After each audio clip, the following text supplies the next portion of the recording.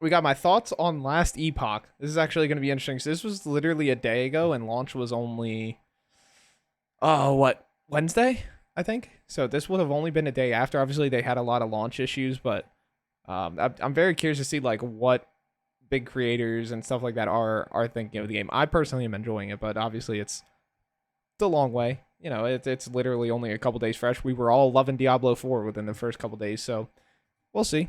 Let's see what they got.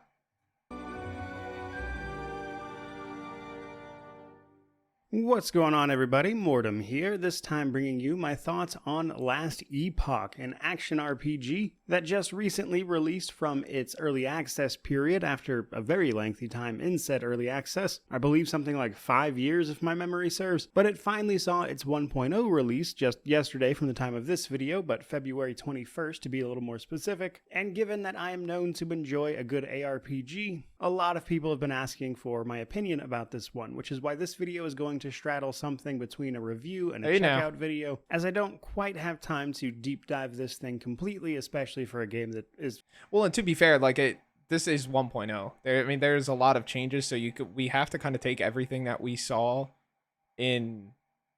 Yeah, I basically just call them preseason, but pre 1.0 with kind of a grain of salt because those issues could be fixed by now. You know, I'm sure this guy's not an end game yet. Most people, I guess the day that we're talking about this now, Friday night, it's possible, but the majority of people definitely are not an end game yet. There's still, you can't really fully judge the game yet. So it's just kind of just like early feel outs of 1.0. Frankly pretty well known. But with that in mind, to start this out with a sort of broad overview of my thoughts, I would say that Last Epoch manages to bridge familiar systems with new approaches. In particular, I would be surprised if the devs weren't fans of Diablo 2, as I see a lot of those types of systems and refinements to them in this game, many of which were quite a bit of fun to mess around with. Though, of course, if you're familiar with ARPGs in general, you'll kind of get the gist of the gameplay here. Pick a class, pick a bunch of skills, turn yourself into a murder machine, wipe out fields of enemies as efficiently as you possibly can, earning loot. Yeah, you become a badass and you kill shit. ARPGs, I think, I don't mean quite literally easiest game to make, like as in devs putting in work, but I think the concept of these is just, I love it. I think there needs to be so many more in the space because I think there's just so many different ideas you can run with. Loot and gearing up along the way to continue to do so more efficiently. Now, in the case of Last Epoch, the story is, I would say, pretty on par for what you could expect. True, yeah, you said the community is the hardest to please. That is 100% true. I do, because it brings out I think the ARPG community is one of the biggest like grinding and dedicated communities versus like FPS and all these guys. Like FPS people will kind of jump from game to game and stuff like that. Like you look at PoE players, a lot of them are glued to PoE. They've been pretty open to like Last Epoch, but it wasn't until like almost like Diablo 4 came out and kind of like ruined everything that people really started to branch kind of out to other ARPGs. I'm not talking about like obviously us directly. I'm talking about like just the general population. Like a lot of people were Diablo only, and it was Diablo versus Path of Exile, and now it's just like a lot of people, it's more just like whatever you play, you play. I mean, unless you play Diablo, then we're going to make fun of you, but... From an ARPG, which is to say it takes a bit of a back seat, though I will say it is pretty interesting nonetheless. As both the name of the game and the name of the plot MacGuffin, the Epoch, would probably imply it's a game about time manipulation. You'll be gathering shards of the Epoch, which facilitates a certain degree of time travel, which puts you across different time periods in which you need to fight your way through hordes of monsters, of course, while attempting to change the timeline, with the endgame in particular actually focusing on continuing to do so, which will let you replay quests from earlier in the game with new twists and modifiers, is my understanding. But story-wise, pretty much what I expected. Decent enough, but nothing to really write home about. Where things get much more interesting is the mechanics and the combat, of course, starting naturally with character creation. Though I will take right here to mention the fact that you can play this entirely offline, which is already a plus in my book. Way too many ARPGs. I think every ARPG should have an offline option. Like, I personally would never really play an ARPG offline because I usually always have at least one friend that is playing the ARPG that I'm playing at the time, so I would just rather not. But I think the concept of these games releasing without an offline mode is just...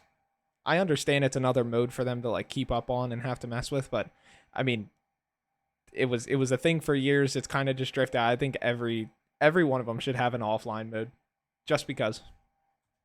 Go the fully online route these days, and I genuinely hate that. So whether it be offline or online, you're going to pick a class from the 5 starter classes: the Sentinel, Acolyte, Mage, Rogue, or Primalist. Each of those 5 classes then has 3 specializations or masteries that you get to choose exactly one of, which will help customize your character a little further. They pretty much touch all the classics here, things like Paladin for the Sentinel, Druid and Shaman for the Primalist, Necromancer for the Acolyte, Sorcerer for the Mage. Nah, if you play Acolyte and you're not playing Warlock, you're doing it wrong. I don't care about the minions. Warlock or no. The usual suspects for a game like this, though how they interact with each other is a bit interesting. You won't pick your mastery until close to the end of chapter 2 of the game, and while it will determine skills and things that you'll get, you can still pick up a degree of the passives from the other trees as well. But this choice is permanent, so it is quite a big deal. This is not something you can respec. But I mentioned that a lot of this was familiar to older systems while still innovating a little bit. To explain a bit of that, as we start killing things and leveling up, we will earn passive points. We spend these on our initial base class and then later on our mastery trees. Base class is pretty straightforward. You put points into the passives you want to get, which give you all sorts of bonuses, and as you accumulate passives, you'll unlock a few of your mainstay abilities, which you can see on the bottom there. You can continue to put points in these trees after this is finished, but obviously that takes away from expanding onto your masteries, so typically you're probably going to want to focus on individual things that specialize for your build. For instance, here with the Primalist, I have choices between things that give a companion health, myself melee damage, or simply make me tankier, or lean into the spell aspect of the Primalist, etc. So you kind of want to focus in on one of those things. But then we get to the mastery trees specifically. These are divided up into a left and right side, as you can kind of see with the divider there. Now, regardless of what your mastery actually is, you can pick up passives on the left side of the pane here. However, the right side of it, that is to say, the back half or the larger investment, can only be attained for your chosen mastery, which means things like certain skills, etc. are of course locked behind this choice, and you also get passives just for taking that mastery to begin. I think this is a good idea. Like, I know everybody wants to be able to kind of take as many and mix and match abilities from, say we'll use this as an example, like the Beastmaster, the Druid, and the Shaman. But I think this is good because it allows, say, the back end abilities of the Druid to become to almost be a little bit broken. Like, it gives you, I know this is gonna sound weird, but I feel like it gives just better build potential, because if you had the person that's using a Shaman use a couple busted abilities from the Beastmaster. When I say busted, I'm talking about the back half ones. You're basically gonna have to nerf fun to some extent. While kind of doing it this way, I think it gives a lot more builds, because you can take things from a Shaman if you're gonna be a Druid, and vice versa. I feel like that's a bad example. I don't know why you ever want to do that, but it's nice because it adds build diversity, but it also still makes kind of the broken abilities be able to be broken, because they're not then followed with a second broken ability, and then you kind of have to nerf them and mess around a little bit too much. Begin with. And that's all well and good for simply the passive things, but what about the active ones? Well, the active skills are where I think the game gets really, really cool, because you will, of course, be picking up active skills as you level up your passive trees and everything, but you can also pick specializations. As you level up at certain milestones, you can specialize in one of your known skills, which allows you to then go into an individual skill tree for just that skill and augment it further, changing things like damage types, damage done, area of effect, and many other numerous effects, essentially turning each individual skill that you want to specialize in into a highly customizable tree to make it exactly how you want it. Now, my initial thought with this system was that because you're specializing in these skills, changing them out and thus experimenting with different build types would probably not be such a great idea, and while it is generally the best case scenario to find things you enjoy and stick to. Yeah, definitely you don't want to switch around too much, but man, if you want to, the respecking is so easy. I think that's one of my favorite things about the game. And again, that just helps for longevity, people to mess around with different builds. You don't feel like you're just super tied down to 1 or 2 builds per class. Like I love this idea, but it's also not super like it allows for complexity, but it doesn't necessarily force it. If that makes any sense. To them for your build's sake, that's not entirely necessary either, because as you level up and continue training these, you'll earn what are called minimum levels, which is the minimum amount of specialization points you have for any specialized skill. So there is a fair bit of wiggle room here if you want to mess around with these, so it's not as restrictive as it might initially seem. But then, as this is an ARPG, we have perhaps the most important system, which is gear and the crafting that surrounds it. Now, gear is honestly really straightforward. It comes in your usual rarities: magic, uncommon, rare. You can find the occasional unique with special effects that can augment and change specific skills. There is class-specific equipment. You can find set items, and honestly, if you've ever played an ARPG, you'll definitely get the gist of the gear system. But the unique thing I want to mention here is... Yo, you guys want to hear something crazy? This is gonna blow your mind. Last Epoch launched with set pieces. And I know we're saying launch like, oh, it's been in it's been in early access for 5 years. They've had set pieces. And I think there's an ARPG that just launched with no set pieces, still 4 seasons in, 3 seasons. I don't know, man. It's looking like these indie companies are the way to go. Is the idol system, which is kind of like charms from Diablo 2. You can find idols as you run around, which have specific passive effects that you can add to your character by unlocking more space in your idol menu, and then simply putting those in there, much the way you... I think idols are cool. I never played D2. First one that I played was D3. But I love the concept of the idols. I hate that they make this one not get unlocked until the very end, but I respect it.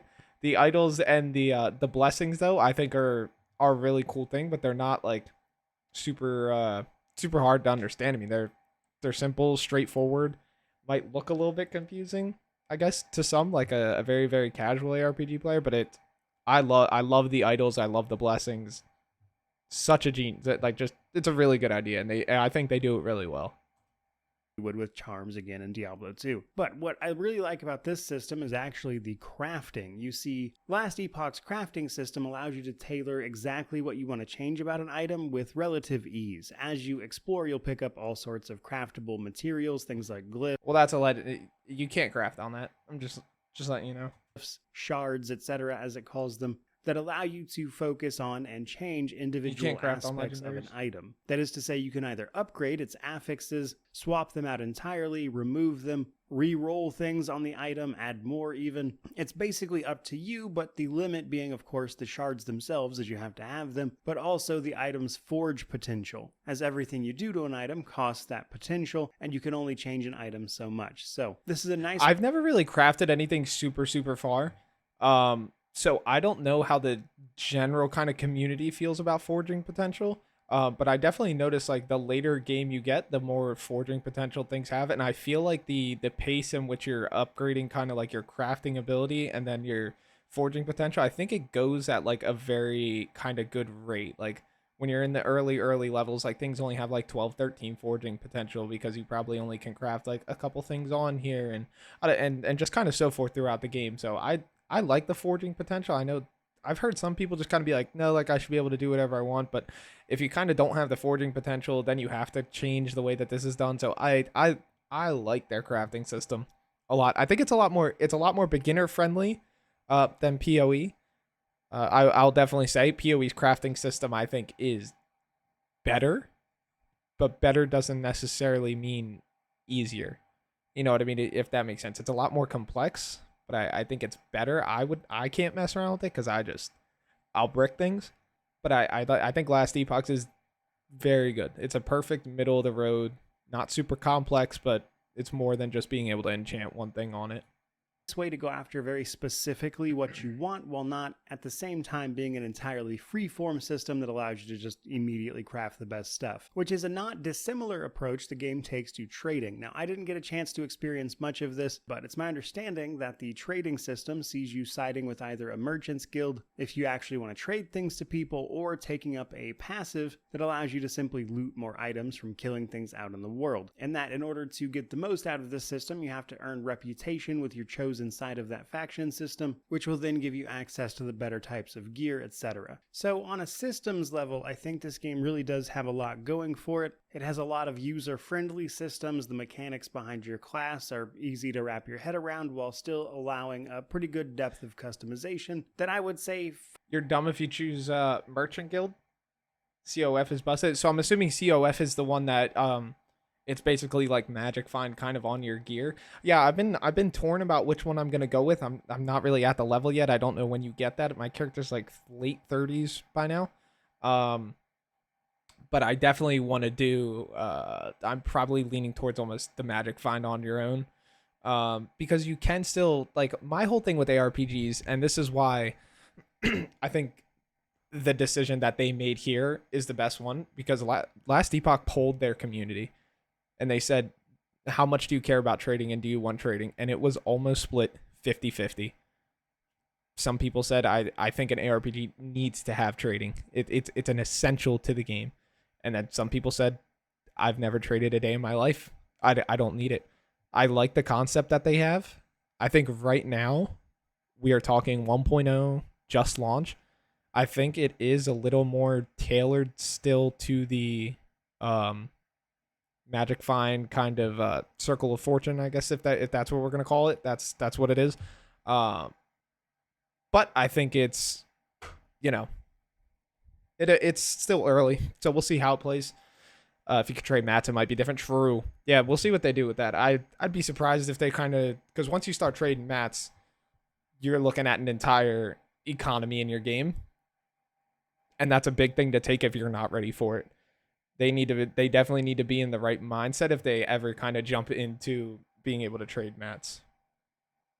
But I'm with you. I think that the Circle of Fortune seems to be the way to go for sure. Finds a nice middle ground between being way Keep too it the simple gold only and for way buying. too True, that's not a bad complicated. idea. But then, of course, we have the actual combat of the game. And for the most part, I would say it's exactly what you would expect. A lot of it's going to come down to your build, how you spec for things, and given the depth of the item customization, the skills you can customize, etc., there's a lot to combat, and your mileage will certainly vary. Though some important things to keep in mind: you got to upgrade. You have to upgrade your lunge. Your belt slot. You have a lunge upgrade down there. Dodge upgrade that. style ability either, so you have to have You're wasting abilities time. that actually allow you to move around to get out of things. But otherwise, it's about stacking effects, utilizing your skills, and simply making a build. So in my case with the Primalist here, I was leaning into the Wolf Companion, using elemental effects on my weapons, alongside a specialized leap ability that does extra damage when you enter combat with it, that is to say attack full health enemies, while also making myself immune to damage during the leap, which made it a surprisingly effective deterrent for getting out of things like AoEs from monsters. Oh my god, he still didn't upgrade it. Now we got 2 upgrades. Because I have only a Come on, man, handful of we're missing hours out on with big one numbers. class, so I certainly don't want to speak with authority about all of them, but I will say the Primalist at least was really fun to interact with. It does a great job of being up close and personal with enemies, a lot of affixes and things on their items that allow them to leech health off of their elemental damage, and in many ways I would say it is a mix between things like a druid and a barbarian from the Diablo franchise. And that's before you even get into your masteries. So in short order, combining all of the items and the skills. Wait, so you're telling me that the Primalist is a mix between like the 2 worst classes in Diablo? I mean, I'm just kidding.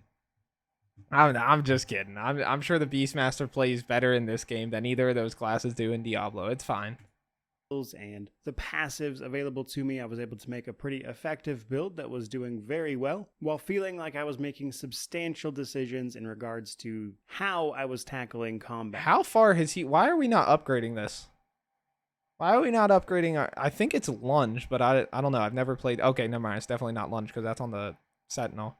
Whatever this ability is, he needs to upgrade it. This isn't PoE. There's never a time that you don't upgrade your skills.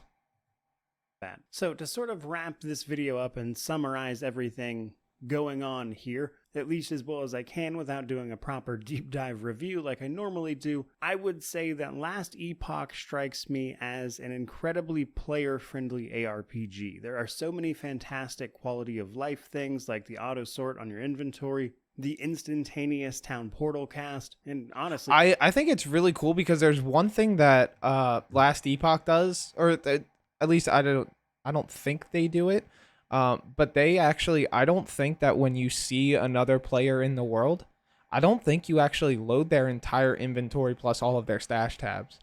So I think that really helps for longevity of the game. even just the simple addition of an offline mode that make this an experience that doesn't feel like it's wasting a lot of your time. Especially when you start looking at all those really refined systems that to me kind of feels like somebody took a look at something like Diablo 2 and Path of Exile and went, how do I make this better? And because of that, it's certainly no surprise to me then that this game has done as well as it has over the course of its early access. And considering at launch the game's only $35, that certainly doesn't strike me as a bad deal, and I would know I paid for it. In the long term though, I could This game is absolutely worth $35. Like, there's no if, ands, or buts about it. I mean, you could make the argument like, oh, is it really worth $35 when Path of Exile is more and Path of Exile is free? Sure. Like, I get that. Path of Exile is a lot more of a time commitment, though, and I do think they are right to be a free-to-play game and not charge because of almost kind of like the dedicated amount of time that you have to put into it. But there's no doubt in my mind, and I'll roast whoever wants to say it, that this game is worth $35. Like, I don't even think it should be a conversation. Absolutely. Certainly see myself playing this at my own pace in my own time, as people watching the channel regularly will know I like to play these kind of games to relax when I'm not reviewing things, that kind of thing. And I could absolutely see myself playing more of this, which I would say is just about the best praise I could really offer it, which is, I think, the appropriate place to leave this video. So I certainly hope you enjoyed it. I hope you found it useful. I had a lot of people asking me for this one, so hopefully it does well. But personally, I'm more interested in you, the viewers' thoughts, which naturally means to like, comment, subscribe, all the YouTube jazz. Let me know how you feel about this one down in the comment section below. What do you think of some of these systems, for instance? But regardless of any of that, truly, just thank you so much for watching. I really do appreciate it. May you wander in wisdom and have an amazing day. That's a W video. I'm gonna link it to you guys. Go toss them a like. Go to boost the watch time on that. This was a good video. I'm definitely we're gonna sub to him and get more of his videos going. He said he hopes the video does well. They 91,000 views. It's definitely off to a good start. Man, the people talking about enjoying it being offline, same. There are so many people that want these games offline. There's so many people that want these games offline. Holy hell, this guy put a book in here. Great intro for those who are interested in ARPGs. A few more things that you may want to know. So he talks about the stash. The stash is massive.